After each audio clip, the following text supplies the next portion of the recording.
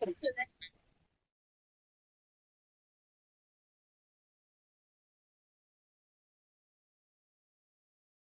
Friends, అందరికీ నమస్కారం. Welcome to coastal voice Telugu. మనం తీర ప్రాంతాల మత్స్యకార సమస్యల పైన అయితే సైకిల్ రైడ్ చేస్తున్నాం.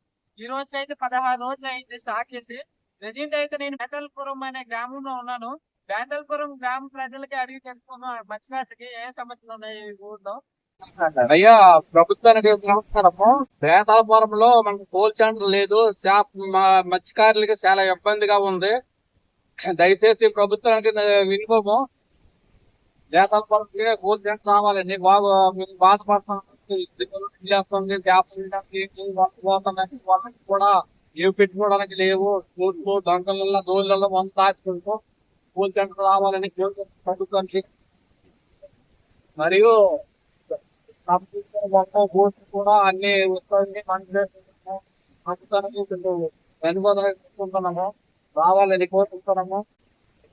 ఏంటంటే మేము వ్యాప్తి వెళ్ళి తెచ్చిన చేపల్ని డైరెక్ట్ గా మత్స్యకారులు ఉండకుండా డైరెక్ట్ గా దీనే మార్కెటింగ్ చేస్తున్న విధంగా ప్రభుత్వం చర్యలు చేపట్టాలని.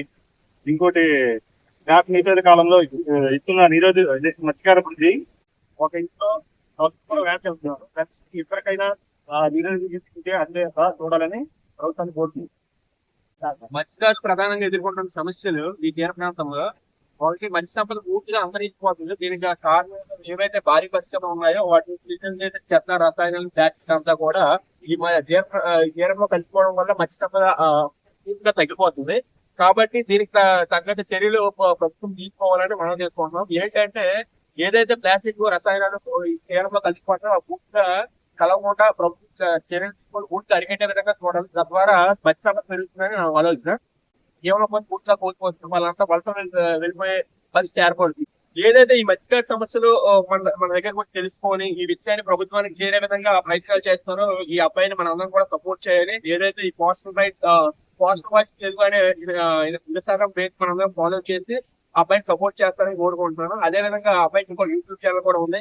పోస్టల్ వాయిస్ తెలుగు అనే యూట్యూబ్ ఛానల్ కూడా అందరూ సబ్స్క్రైబ్ చేసుకొని ఈ అబ్బాయిని సపోర్ట్ చేస్తారని కోరుకుంటున్నాను.